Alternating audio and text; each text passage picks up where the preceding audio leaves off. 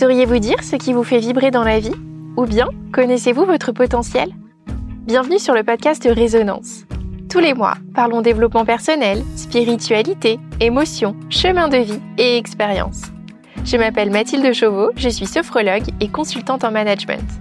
J'ai créé ce podcast pour faire résonner votre potentiel en s'inspirant de personnes qui ont réveillé le leur. Et si on explorait des parties insoupçonnées de nous-mêmes? Allez Résonance, fais-nous vibrer.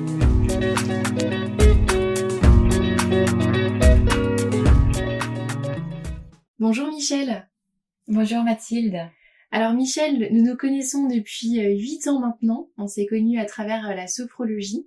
Lorsque je suis venue dans ton cabinet pour faire des pratiques, tu as été vraiment une de mes grandes sources d'inspiration. Aujourd'hui, tu es sophrologue, praticienne en méditation du cœur, en magnétisme et en fortification de l'esprit. Aujourd'hui, on est chez toi dans le Morvan et j'ai eu l'opportunité de dormir dans ce magnifique tipi au fond du jardin pour venir réaliser ce podcast. Et aujourd'hui, on va vraiment le réaliser dans ce tipi. Alors Michel, aujourd'hui, on va parler du bonheur. C'est un sujet qui nous tient vraiment à cœur. Alors pour toi, qu'est-ce que le bonheur ? Oui, alors pour moi, le bonheur, c'est un état durable. Donc dans ce bonheur, il y a de la joie, il y a de la sérénité, il y a une grande liberté et un grand amour de la vie. Et bien sûr, tout ça au cœur d'une grande autonomie. Alors, dans le temps, j'ai compris que je suis vraiment responsable de mon bonheur et que pour l'atteindre, il faut que je choisisse, que j'agisse et que je préserve cette autonomie. Et c'est à travers toutes mes expériences, je m'en suis servie vraiment pour affiner ma recherche. Et c'est comme si j'avais pu comprendre au fil du temps que je pouvais le modeler, le construire, le créer, ce bonheur. Alors, je me souviens quand j'étais adolescente, j'étais vraiment dans un profond mal-être et je souhaitais que tout mon entourage me soulage pour me sentir mieux. Mais je me suis rendu compte que du coup, cette demande adressée aux autres, c'était vraiment une erreur. Je me suis dirigée alors vers une thérapie. Et grâce à ça, j'ai pu explorer un retour plutôt vers moi-même, en évitant de demander aux autres. Et j'ai pu ainsi changer et traiter mon mal-être. Voilà, ça m'a beaucoup aidée.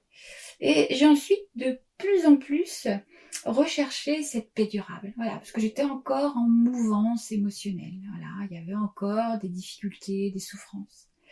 Et c'est la méditation qui, au bout de 8 ans d'entraînement journalier, m'a vraiment permis de basculer dans ce grand océan de sérénité. Voilà. La joie sereine est là et on est libre de ces formes mentales et émotionnelles des fois perturbatrices. Voilà, c'est ça. Donc dans la compréhension que j'en ai là, dans ce que tu viens de dire, c'est d'être vraiment en pleine possession de sa liberté intérieure pour accéder à cette paix. Parfois ça va nous demander de pas forcément nous attacher à des résultats, aux événements extérieurs, voire même aux personnes. Parfois on attend l'approbation des personnes pour exister. Donc tout ça en fait, tous ces événements de vie, les personnes qu'on rencontre, ça peut parfois venir influencer cette paix intérieure et ça va quand même demander une certaine maîtrise, une certaine rigueur et de l'entraînement. Ouais, c'est ça Mathilde, c'est tout à fait ça. Mais en même temps, faut qu'on précise quelque chose au niveau de cette définition du bonheur, parce que il y a un bonheur relatif chez chacun de nous qui est plutôt lié à l'être spirituel, le quotidien, etc. Et puis il y a aussi ce bonheur permanent, voilà. Et ce bonheur permanent, il est au-delà de toute définition conceptuelle. Donc relative aussi. C'est plus un état profond. Par exemple, dans le relatif, on va pas tous être portés à aimer vivre dans un château ou dans une cabane, dans un bois. Voilà, on va se retrouver dans un mode relatif de recherche du bonheur par rapport à l'être psychique. Et puis l'être profond, lui, c'est un état. Donc c'est en dehors de toutes les circonstances et de tout ce qui peut de notre quotidien, de toute réactivité. Et qu'est-ce que tu mets derrière le bonheur impermanent et le bonheur permanent ? Alors voilà, c'est là où on va affiner justement ce rapport au bonheur. Donc le bonheur impermanent, c'est tout ce qui est lié au plaisir très facilement accessible, voire immédiat. Alors voilà, c'est manger une glace, c'est aller au cinéma, c'est se faire un massage, hein, par exemple. Et c'est cette recherche qui nous fait croire qu'il s'agit du bonheur, sauf que c'est pas durable, hein, c'est simplement aléatoire et court parfois. Et il y a une confusion du coup entre le plaisir et le bonheur. Alors Michel, c'est aussi pour ça que je t'interroge aujourd'hui, parce que tu as vraiment une manière singulière aussi de parler du bonheur, que j'apprécie beaucoup. Tu m'as expliqué lorsque l'on préparait ce podcast que nous avons deux êtres en nous. Donc nous avons l'être psychique qui est beaucoup plus relié à notre mental, à notre psychologie, à notre émotionnel. Et nous avons également notre être spirituel qui lui est une énergie de vie pure en nous. Je fais aussi référence à un exemple de vie personnelle où j'ai connu une relation très difficile, où j'ai été plongée dans une tristesse importante, une colère. Ça a vraiment été un épisode de ma vie assez compliqué. Et vraiment, aujourd'hui, je me rends compte que pendant cette période et même d'autres événements de vie, j'ai pu énormément alimenter en fait mon être psychique, donc mes émotions, mon mental, ma psychologie, et en fait beaucoup moins mon être spirituel. Et pourtant, lui qui est vraiment porteur de cette énergie de vie. Alors, Michel, j'ai une question à te poser, c'est est-ce que c'est notre être psychique qui est séduit par les plaisirs immédiats ? Oui, c'est exactement ça, vraiment. L'être psychique, lui, il recherche les satisfactions immédiates. Voilà, et c'est ce qui développe en lui une multitude d'émotions. Alors, il peut être satisfait, il peut être content, joyeux, hein, mais aussi il peut être frustré, voire en colère, déçu. Voilà. Donc, on est dans une mouvance émotionnelle qui n'évoque pas l'état durable. Hein. C'est très changeant et c'est même fragile. Voilà. Donc, notre nature psychique, eh bien, ou notre nature humaine, hein, voilà, eh bien, elle vogue fréquemment sur les flots d'une recherche constante de satiété dans la vie. Voilà. Et nos conditionnements humains sont si forts que nous avons parfois du mal à sortir de nos habitudes ou de nos croyances. Hein, voilà. On est un peu tous dans ce cas-là. Et dans cette quête du bonheur permanent, eh bien, l'être psychique, il est invité à se fortifier dans son esprit pour apprendre à collaborer avec la vie, avec les événements, avec les imprévus, voire les difficultés. Voilà, sans difficulté, aucune évolution possible. Voilà, les défis nous rendent plus forts. Hein, nous devons interrompre en nous certaines croyances de petitesse ou d'affaiblissement ou de crainte que nous portons. Hein, voilà, essayons de voir grand, c'est vraiment fortifiant.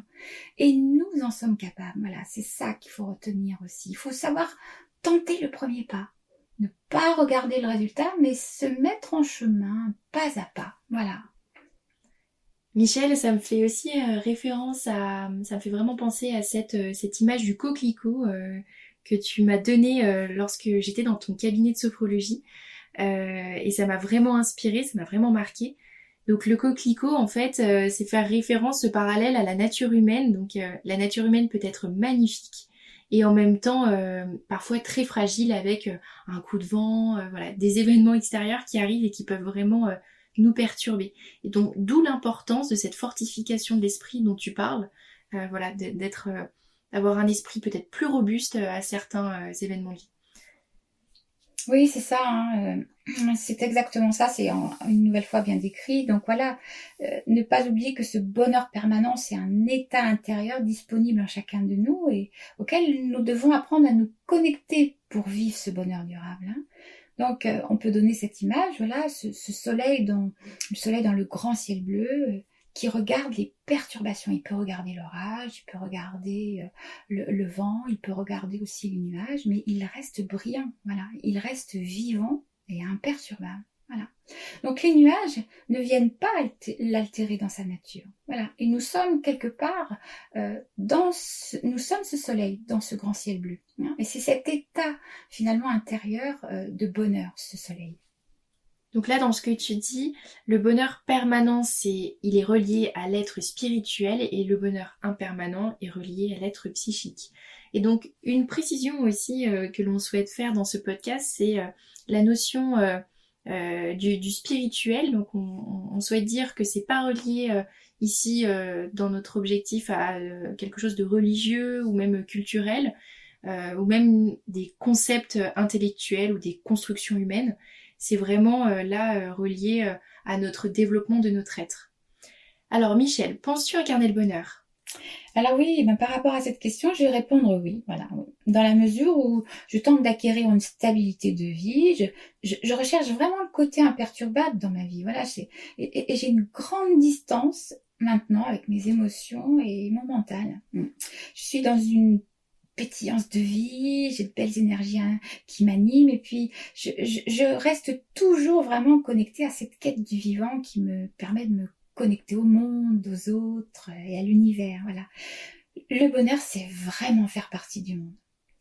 Alors, dans le passé, j'étais dans le registre des dépendances affectives, couplées à une blessure de rejet. Donc, cela engendre de nombreuses souffrances. Alors, j'étais dans une relation fusionnelle et puis du coup, je vivais à travers l'autre. J'avais une grande perte d'autonomie. Voilà, j'étais dans la tristesse parfois ou la dévalorisation. Je me mettais en isolement, je trouvais ça dur, voilà, j'avais peur du jugement, j'étais aussi en colère.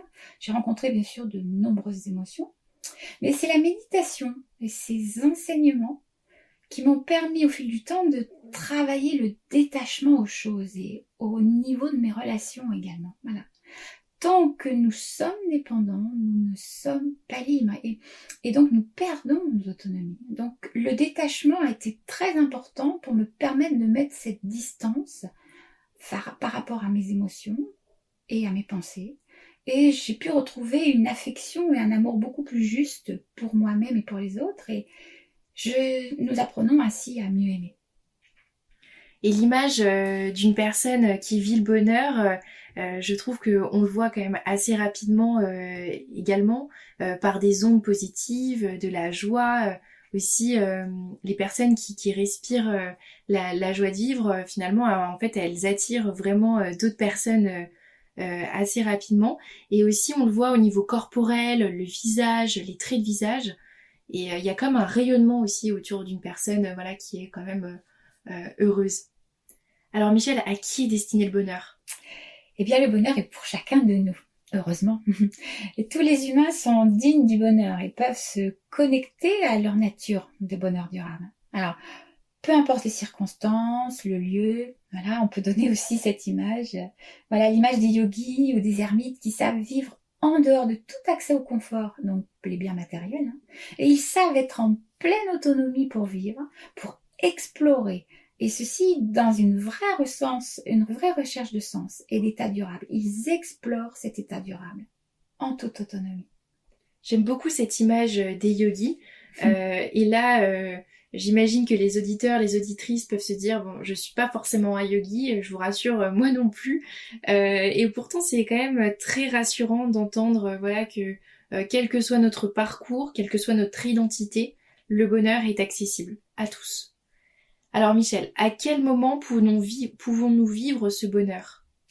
Eh bien, nous pourrons le vivre tout le temps, chaque jour, chaque seconde, à partir du moment où on reste connecté à notre étincelle, parce que on s'est ouvert à cette quête du bonheur durable, à cette volonté intérieure qui nous pousse à améliorer notre existence. Voilà, c'est ça. C'est vraiment, dès qu'on est connecté, nous avons accès à ce bonheur.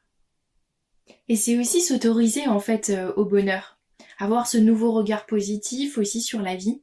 Et peut-être se dire, voilà, est-ce que le bonheur, pour moi, c'est juste une utopie? Ou est-ce que je peux voilà, m'autoriser à ce bonheur à chaque instant de vie? Alors, y a-t-il un bonheur inné en nous? Oui, voilà, c'est pas un scoop, hein. L'humanité a souvent recherché ce bonheur inné et il est effectivement présent en nous et en chaque être humain. Donc voilà, là aussi on va donner des images qui nous inspirent un peu hein, et qui nous permettent de comprendre. Voilà, quand on pense à l'enfant qui s'émerveille devant toute chose, voilà, il y a un bonheur inné qui jaillit. Et quand l'adulte s'extasie devant un coucher de soleil, on l'a tous vécu, là aussi il y a un bonheur qui jaillit. Voilà. Il y a donc une résonance, une reliance avec un bonheur vivant intérieur. Et donc, on a vraiment cette capacité durable en nous. Le tout est de la fortifier. Et finalement, c'est vraiment décorrélé de notre vécu, de notre histoire, de notre passé. Ce n'est pas en lien avec ça. Donc, tout est possible pour le futur et aussi créer notre présent, voilà, pour avoir la vie que l'on souhaite. Alors, tout est possible ? Eh oui, tout est possible. Nous sommes vraiment un être fabuleux avec un potentiel incroyable pour incarner le bonheur. Par exemple, lors d'un projet privé ou professionnel, je vais pouvoir choisir, agir, réfléchir et je vais donc mettre en place mon projet. Par contre, eh bien voilà, je suis en train de m'ouvrir à la réalisation de mes objectifs. J'enclenche cette réalisation. Et même s'il y a des embûches, des imprévus, je suis en capacité de les franchir. Voilà, j'active toujours mon potentiel que je découvre à travers mes expériences au fil de l'eau. Voilà, c'est ça. Et j'active ainsi le grand livre de la vie.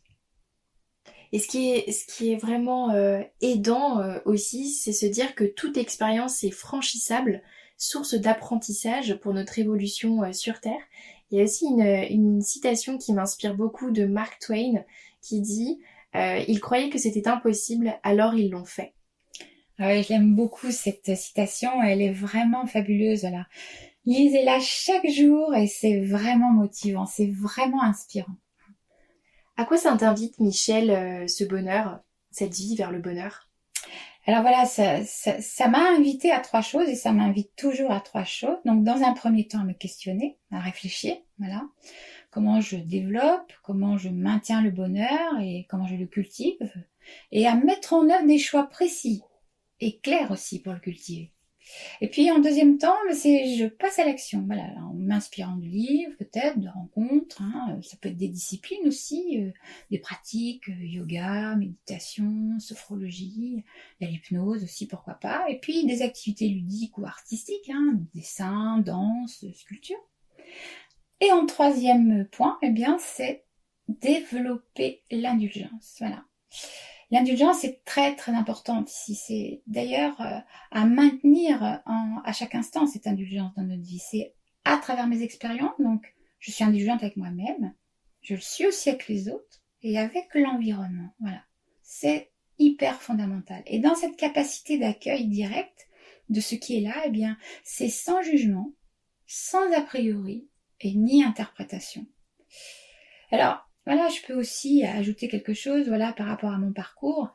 Là, il s'est déroulé ainsi, c'est grâce à une thérapie que j'ai réfléchi et remis en cause mon vécu. Et ensuite, j'ai choisi l'entraînement de l'esprit par la méditation pour plonger dans la sérénité et guérir de mes blessures. Et je poursuis depuis quelques années avec des pratiques purement énergétiques sur l'esprit et le cœur. J'apprends à aimer, j'apprends à diriger, à maîtriser mon esprit pour modeler, composer ma réalité. Voilà. Je m'entraîne aussi à développer mon évolution psychique et spirituelle, les deux. Voilà. Nos deux êtres sont vraiment d'un potentiel fabuleux et nous pouvons nous accomplir au sein de nos deux natures. Voilà. Et quelles sont les 3 questions pour toi qui peuvent aider les auditeurs, les auditrices à cheminer vers le bonheur ? Oui, alors c'est une très bonne question parce que c'est très important de mettre des fondations. Alors les fondations, à travers ces 3 questions, les voici. C'est qu'est-ce que je veux vivre ? Première question. La deuxième, c'est comment est-ce que je veux le vivre ? C'est très important aussi. Et puis pourquoi est-ce que je veux le vivre ? Là, vous avez vraiment un socle qui va vous permettre de fonder finalement votre bonheur.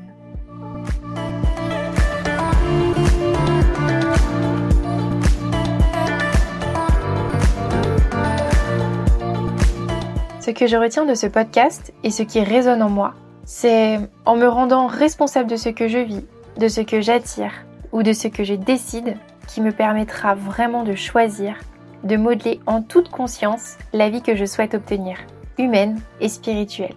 C'est en testant, en vivant différentes expériences que je vais pouvoir me positionner sur ce qu'il y a d'adapté à qui je suis. C'est aussi cette responsabilité et ces essais qui me donneront davantage d'autonomie. Alors à ce moment-là, je toucherai davantage ce bonheur durable avec mon être profond. Autrement dit, cette étincelle de vie à l'intérieur de nous qui reste toujours allumée, même si on n'en a pas toujours conscience. Pour cela, j'ai besoin de me questionner, de m'ajuster, d'observer les expériences qui me sont proposées, de prendre du recul sur ma nature humaine qui peut être parfois tiraillée, de pratiquer des techniques et d'aller observer mes profondeurs, ma part de lumière et ma part d'ombre. Je trouve aussi que ce podcast vient vraiment faire vibrer mon être profond, qui cherche à s'exprimer chaque jour, à se magnifier et à grandir davantage. Je retiens également qu'à chacun sa technique pour y accéder. Notre être intérieur nous met toujours sur le bon chemin, qui est adapté à qui l'on est. À nous de tendre l'oreille. Et vous, qu'est-ce qui résonne en vous ?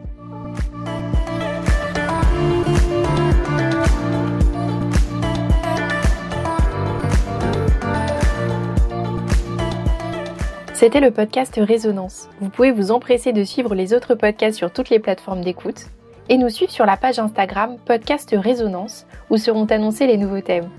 Si cela vous a plu, vous pouvez nous laisser des étoiles et des commentaires. Et surtout, n'hésitez pas à les propager autour de vous.